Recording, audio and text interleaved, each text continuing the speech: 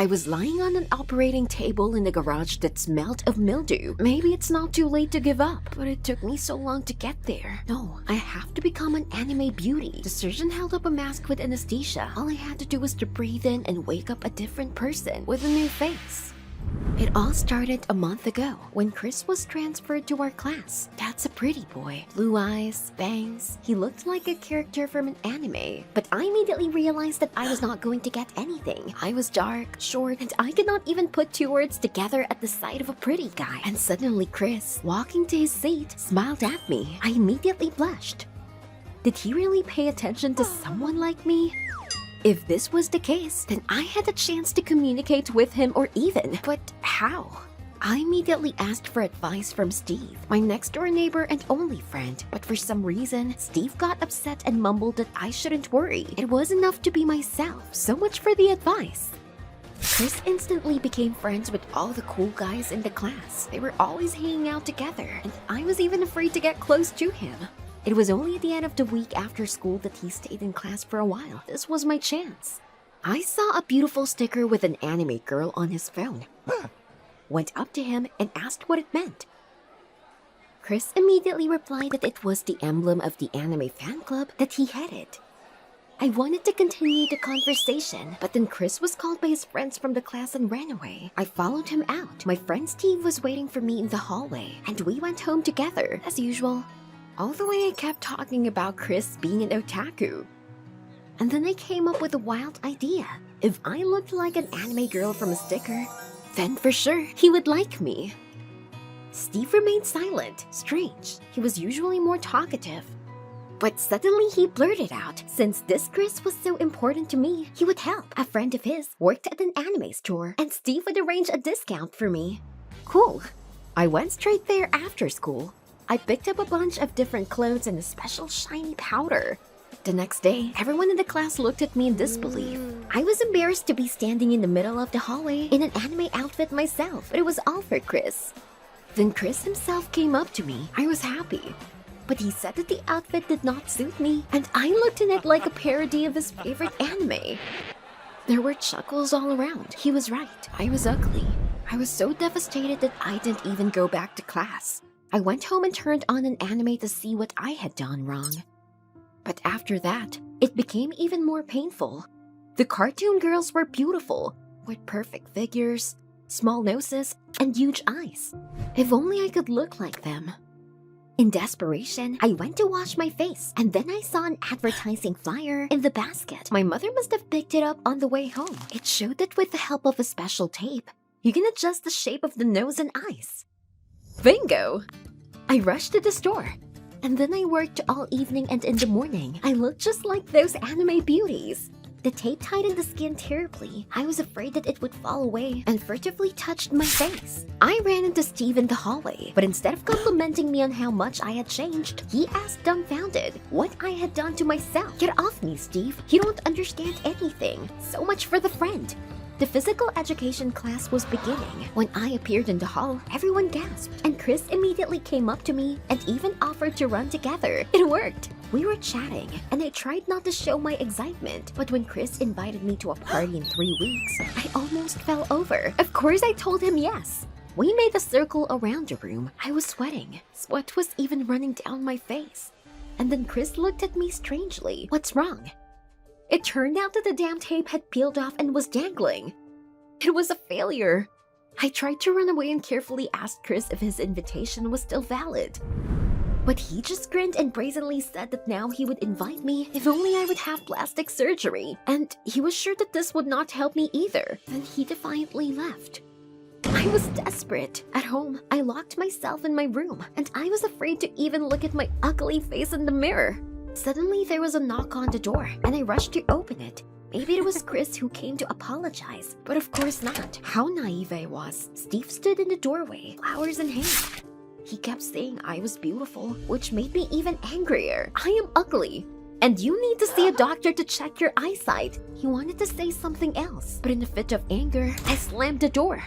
I turned off my phone and watched anime for days. I kept thinking about Chris. I dreamed about him, and I even woke up screaming his name. It seemed I was obsessed with him. Or maybe I was sick. Soon, YouTube gave me a new video. The heroine of the show was a woman who had dozens surgeries, and she looked like a monster. Yes, there are people. Stop! So after all, you can probably make anyone out of yourself. And even an anime character? And then the thought of the surgery took me seriously, and I immediately remembered Chris's last words. The party was 2 weeks away. I'll make it, and then Chris will be mine. The very next day, I rushed to call the clinics. But no one would operate on me because of my age. Well, no, I just wouldn't give up. I got into the darknet. Here I could definitely find everything. And I came across the website of a doctor. He was working illegally. I was scared, but I decided to call him anyway. The doctor agreed to operate on me, but it cost 500 bucks. And where could I get that much money? Then I remembered that in the anime store where I bought clothes, there was an ad urgently needed animator.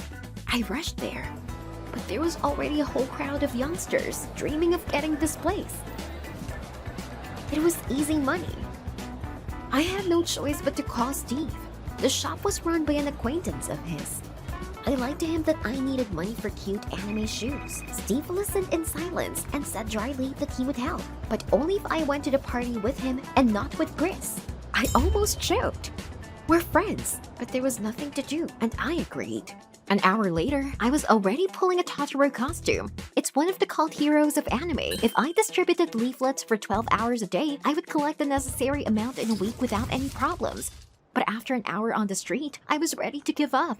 It was very hot in the suit. Besides, they didn't take any single leaflet from me.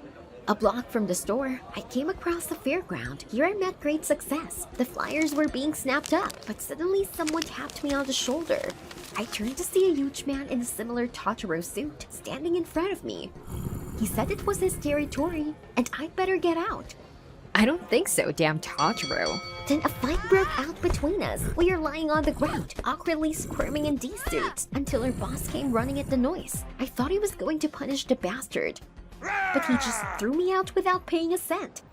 I trudged home, smearing sweat and dirt on my face. And where could I earn money for the surgery? It's over. When I got home, I automatically reached into the closet for clean clothes. Then the only clothes from the store fell out on me, from where I was kicked out in disgrace. I shuddered with hatred for the boss. I worked through the day in a stupid suit, and he didn't even pay. What should I do? Time was short and I needed money for the surgery. And then I remembered that when I was changing, he closed the cash register, and it was full of money. I think I have a plan. And at that moment, Steve called, just in time. I told him everything. I didn't get paid at the damn store, which meant he wouldn't be partying with me, unless he was going to help me in the robbery. Steve was horrified and tried to talk me out of it. Then I called him a coward and hung up. Handsome Chris would definitely not behave like this. Well, I would do it myself. I found an crowbar in my father's garage and went to the store that evening. After waiting for the boss to lock the door, I put on the mask of the anime villain, Shishio Makoto, and crept to the window. And then someone took me by the shoulder. I was stunned with fear. Steve was standing behind me. He took the crowbar from me, saying that the whole neighborhood would come running at the sound of the glass, and handed me the keys. He managed to steal them from his friend. Wow, Steve, did you decide to help me? We quickly entered the store. I grabbed the money, and we immediately left. Half an hour later, we were walking home through the park, and I was so happy. In my joy, I even blurted out to Steve that now I had enough for the surgery. I would be a real anime girl. Hearing this, Steve turned pale, and he said that he understood everything. I used him. After that, Steve turned around and quickly went home. For a second, I wondered if I'd done the right thing with Steve, but I tried to push all these thoughts away. Soon, Chris would appreciate my efforts, and I definitely wouldn't worry anymore.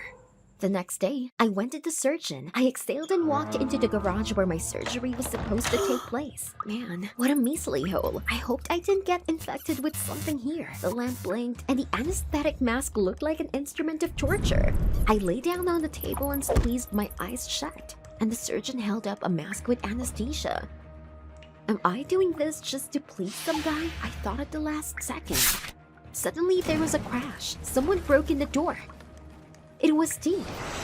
He shouted at the surgeon to get away from me and that he was going to call the cops and literally dragged me out of the garage. I resisted, but then Steve pulled his phone out of his pocket. What kind of nonsense was this? But then I saw how in a fresh video, Chris made fun of my photos and anime costumes in front of his friends. He said they got to him by constantly trying to become an anime girl.